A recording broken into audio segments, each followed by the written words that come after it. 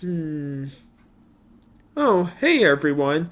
Sorry, I'm just contemplating. I mean, a lot of people are recommending games to me and I'm easily influenced, so just trying to think like which one should I play first and what should I try first, like a lot of games I grew up with and yeah, well, let's just go down the rabbit hole. I'm sure like I won't get too many, I'm pretty sure.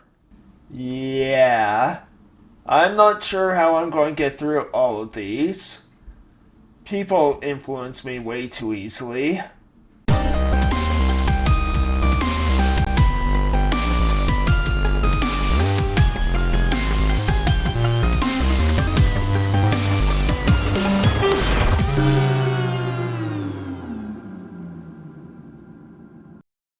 Hello everyone! Thanks for watching to Level here and welcome to the first episode of Growing Up Gaming. So yeah, this is a series that I'm very excited about. I hope to kind of figure things out as I go along because there's a lot of topics I have for this, but basically the whole idea of this series is to talk about kind of games that I grew up with, right?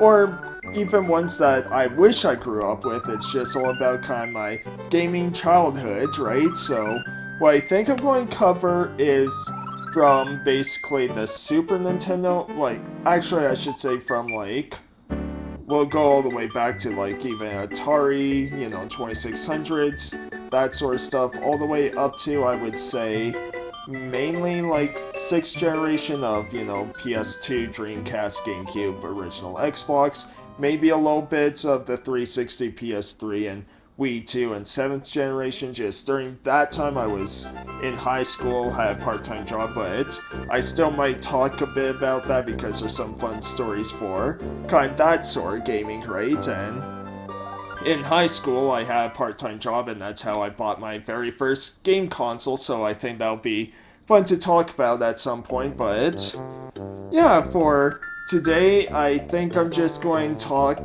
kind of simple here, just to get things rolling, about kind of the biggest influences for me in video games. Whether it's playing a game that drove me down a huge rabbit hole, or just people around me that influenced kind of my gaming growing up, right? And so yeah, I'll quickly talk about this because I talked about it many, many times before, and I guess, yeah, before begin, just want to say, because I don't have every single one of these games, some of these will be through like ROMs and emulation, along with even if I do have the physical games and all that, if they're, say, available on Switch online or something, I might just show the gameplay through that because it's just a lot easier to record, a bunch of games at once through like Nintendo Switch online rather than playing in a cart each time, right? So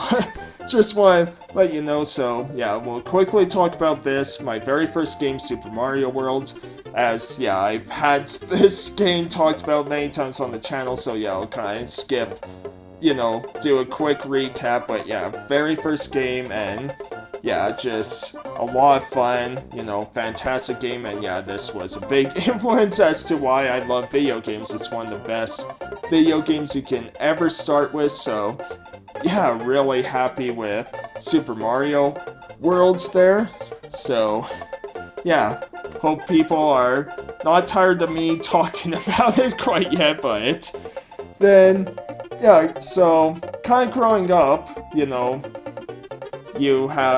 with my family, there was definitely influence there where, well, my dad doesn't like games at all, like he doesn't really care for them or anything. It's kind of my mom that sort of helped me get into video games because she grew up with things like Pac-Man, Space Invaders, and all that. So yeah, I remember we had a Space Invaders game on Super Nintendo. Don't have it anymore because when we went to get N64, we traded in, or we sold, I should say, sold a bunch of Super Nintendo games to our neighbors and friends so that we could get an N64. So yeah, but I remember we had that. We also had Williams Arcade Greatest Hits, I believe it was called, where it had like Defender 1, 2, Joust, Robotron, and Sinister.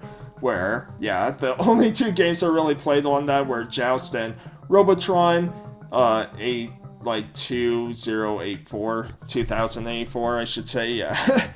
uh, because one, I did enjoy both of those games, but two, I had no idea what I was doing in the other ones, because Defender 1 and 2 as a kid, I didn't know how to play that. I just didn't, and now I know like it's about kind of saving, protecting the people, right? And making sure they don't get abducted, but yeah, I didn't know that as a kid. And Sinister, I still don't know how to play or beat this game, and as a kid, it terrified me when that, ship comes after you with the digital voice text, just talking to you. It creeped me out as a kid, and even as an adult, I'm like, man, that's just very, well, sinister.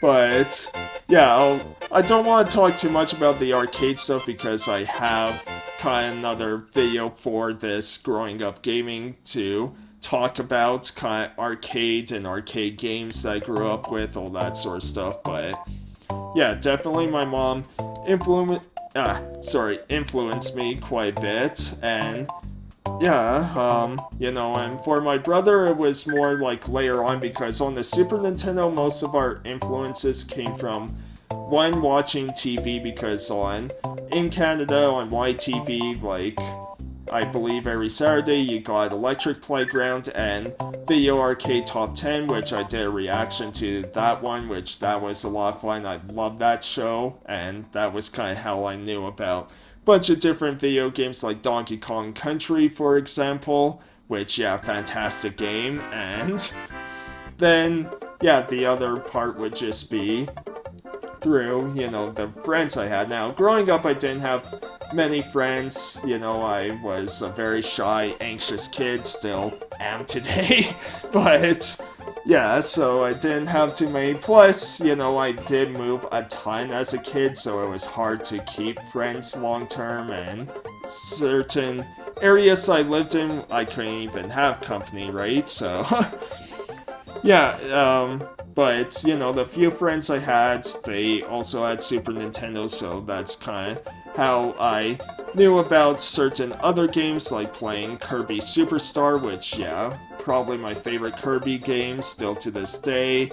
And, yeah, that was also the first time I tried a Zelda game, which was Zelda Link to the Past. Now, at the time, I kind of talked about this, I didn't really get into Zelda at that time, because, yeah, it was just a quick kind of play at a friend's house. Didn't really get to play it too much, because shortly after, this is when we, because there were other games he showed me, like Super Mario RPG, which I laugh at, because I used to hate that game as a kid, and now it's one of my favorite games of all time, not just Super Nintendo. And yeah, that was really funny. Like, it's still funny to me how much I did not like that game.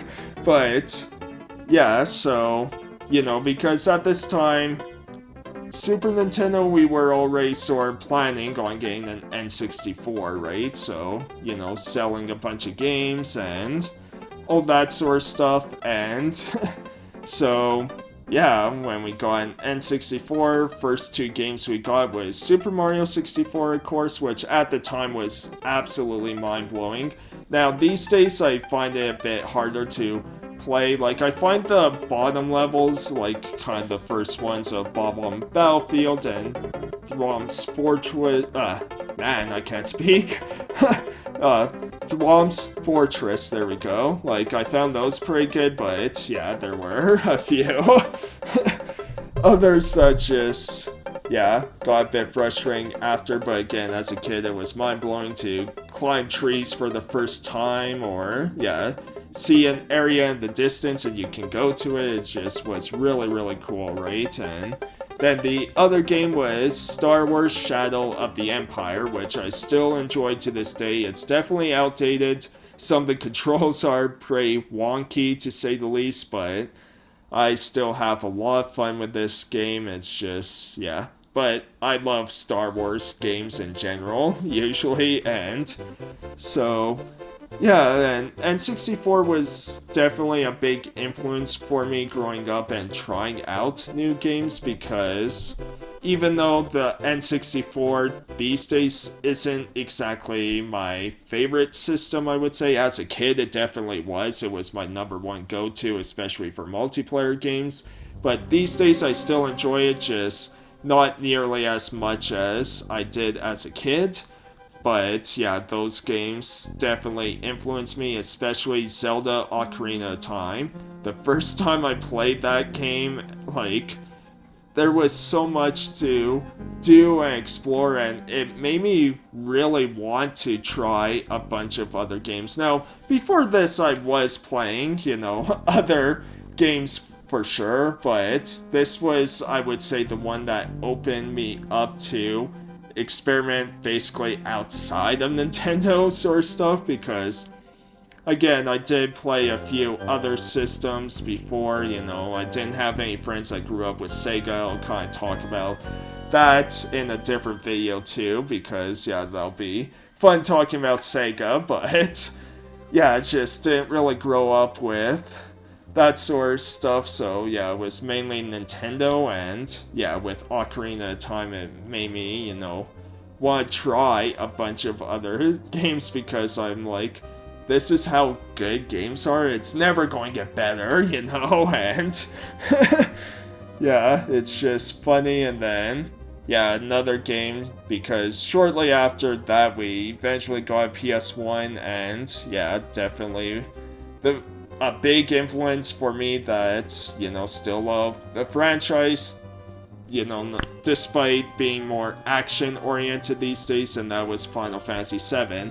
Now, this was a game that we rented back in the day, at our old video store, and it was my brother who suggested it because he played it before, and he's like, oh, rent this, like, I think you'll love it, and yeah, it's like, yeah, again, Final Fantasy VII, especially the original, isn't my favorite Final Fantasy, but it's definitely one that influenced me to be like, okay, I have to try a bunch of these other ones. And what's funny about playing that game though is because after that my friend had Final Fantasy Tactics on PS1, and I remember playing that and just being like, oh man, these graphics are awful, like, how can you play this compared to Final Fantasy VII? And then, yeah, little did I know as a kid, right? Because,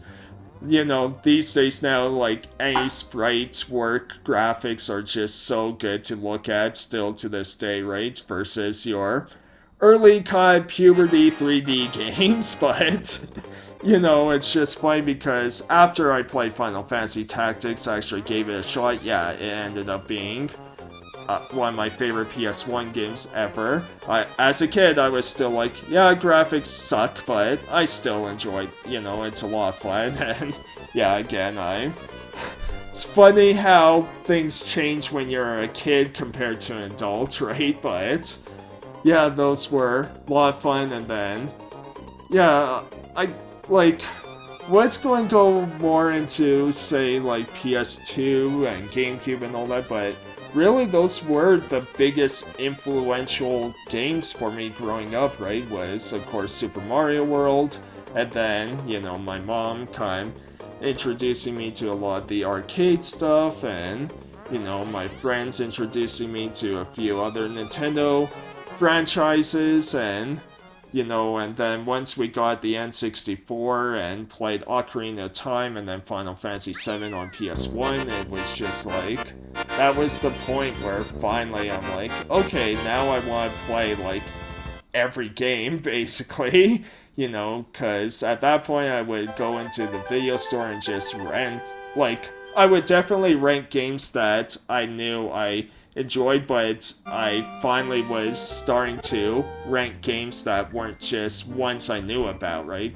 I was renting like, okay, this sounds cool, because before it was always just like, yeah, let's rent another Zelda, let's rent another Mario, a Pokemon, all that sort of stuff, right? So, yeah, because I want to talk about Pokemon in a different video, like, that was definitely a big influence, but more influencing me to kind of make friends, I guess, rather than the video games or scenario of trying out a bunch of different games, right? And yeah, that's kind of what I more wanted to focus on, so yeah, Pokemon will definitely be on one of these videos, so yeah, I think that'll be just kind of it for now, you know, because yeah, I want to keep this first episode relatively short and then kind of build upon it later on, like when I really dive into like